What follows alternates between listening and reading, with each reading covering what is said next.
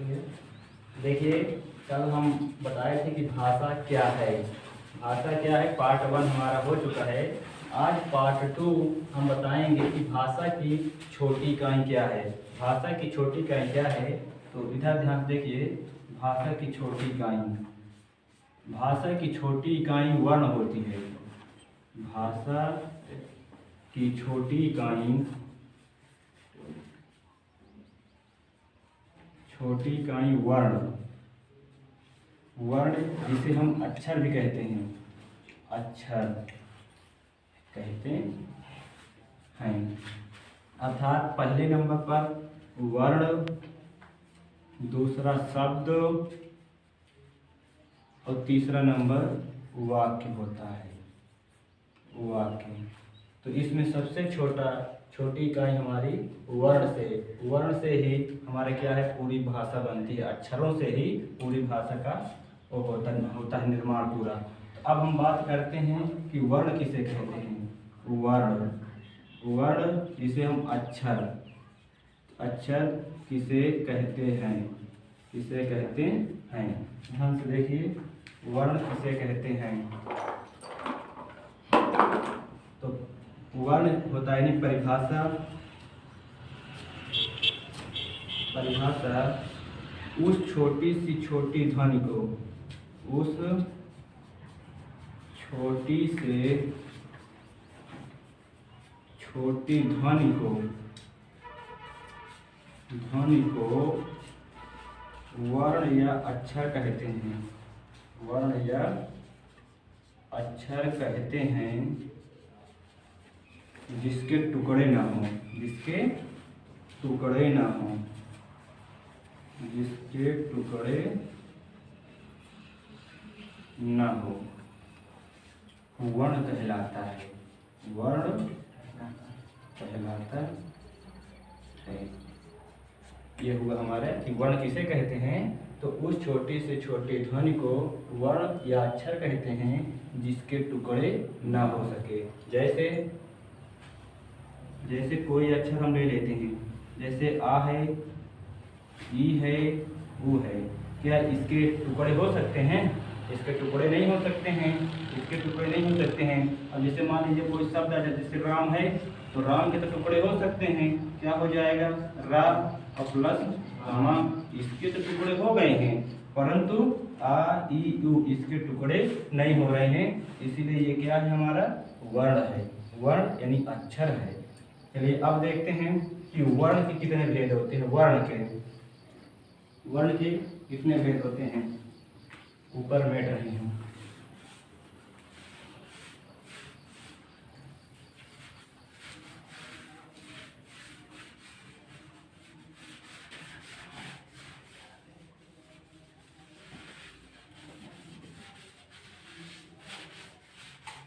वर्ण के भेद, वर्ण के भेद। तो वर्ण के दो भेद होते हैं। वर्ण के दो भेद होते हैं। दो भेद होते हैं। कौन कौन से, देखिए। नंबर 1 क्या होता है, स्वर। दूसरा नंबर क्या होता है, व्यंजन। दूसरा नंबर क्या होता है, व्यंजन। तो अब देखिए क्या इसे क्या कहते हैं, परिभाषा क्या होगी इसकी, ध्यान देखिएगा। किसे कहते हैं, यानी वे अक्षर जो स्वतंत्र रूप से बोले जाते हैं। वे अक्षर जो स्वतंत्र रूप से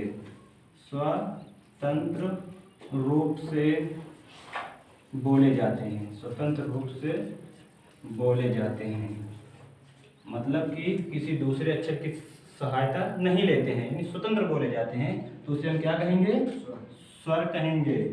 उसे स्वर कहते हैं, स्वर कहते हैं।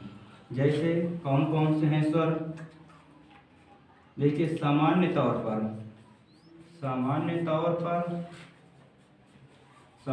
पर हम कह सकते हैं कि आ से कहाँ तक, आहा तक, सामान्य तौर पर। लेकिन उच्चारण के माध्यम से उच्चारण से जो कितने हैं स्वर, अन, ऋषि यानी ऋषि, अन, आहा को छोड़कर, बाकी क्या है, बाकी सब स्वर हैं, आई बात समझ में। यानी अन, ऋषि, अन, आहा को छोड़ दीजिए, बाकी 10 बच रहे हैं स्वरों की संख्या, तो 10 हमारे क्या हैं, 10 ही हमारे हैं स्वर। कितने स्वर हैं, 10 स्वर हैं, लेकिन सामान्य तौर पर बात करेंगे तो हम 13 स्वर होते हैं। कितने होते हैं, 13 स्वर होते हैं। ऐसे समझ इतना। अब बात करते हैं कि इसके कितने भेद होते हैं, स्वर के कितने भेद होते हैं, स्वर के भेद। ठीक है, मिट दें, स्वर के भेद।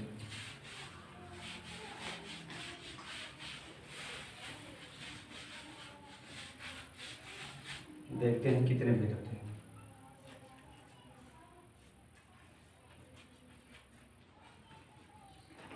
स्वर के भेद तो ये 3 प्रकार के होते हैं, 3 होते हैं भेद। स्वर के 3 भेद होते हैं, 3 भेद होते हैं। कौन कौन से, ध्यान दीजिए। नंबर 1 क्या होता है, ये हास्य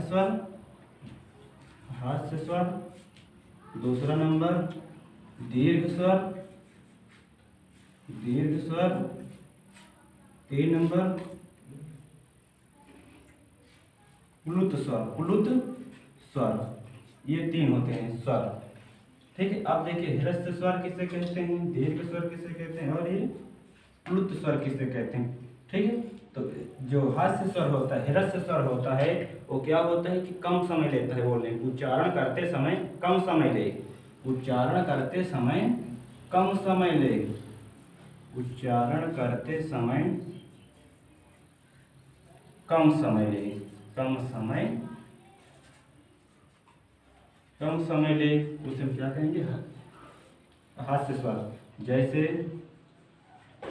कौन कौन से अक्षर हैं, ये देखिए आ, ई, उ, ये सब क्या है, हास्य स्वर हैं। ठीक है, अब दीर्घ स्वर में क्या होता है कि जो इससे ज्यादा समय ले, हास्य स्वर से ज्यादा समय ले,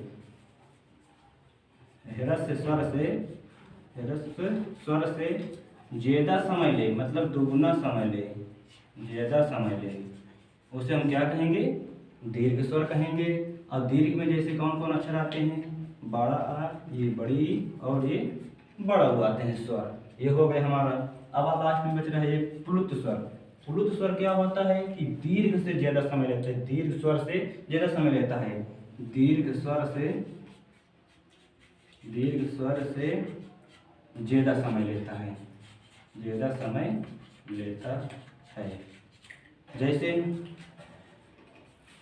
जैसे हमको किसी को क्या होता है, आवाज देना होता है ना, आवाज दे कहते हैं यहाँ आओ, यानी तेजी से बोलना होता है। तो इनके अक्षर के लिए हम क्या क्या प्रयोग करेंगे, ए, आए, ओ, और क्या हो जाएगा, आओ। किसी को हमको पुकारना होता है, तो तब ये हम इन अक्षरों को क्या करते हैं, बुलाते हैं।